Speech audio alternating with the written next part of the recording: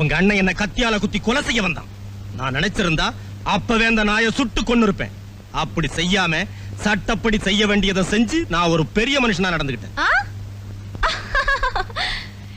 நீ எப்படிப்பட்ட பெரிய மனுஷன்னு எனக்கு தானே தெரியும். நான் பெரிய பணக்காரின்னு தெரிஞ்சுக்கிட்டு என்ன காதலிக்கிற மாதிரி நடிச்சு என் சொத்துக்களையும் ஏராளமான நகைகளையும் பறிச்சுக்கிட்டு என்ன துரத்தி அடிச்சிட்டேன். பிச்சைக்காரனா இருந்த நீ கோடீஸ்வரனா மாறிட்ட. அதுக்கு காரணம் உன் காதல் போதையில மயங்கி நான் உனக்கு போட்டு கொடுத்த கையெழுத்து. இல்ல, என் தலையெழுத்து. ஒரு மனுஷனோட வாழ்க்கையில அதிர்ஷ்டம் பல உருவத்துல வரும். என் வாழ்க்கையில அது உன் உருவத்துல வந்துடுச்சு.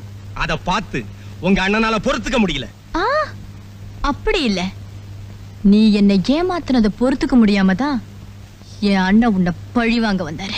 அதுக்கு தான் அவனுக்கு தகுந்த தண்டனை கிடைச்சு.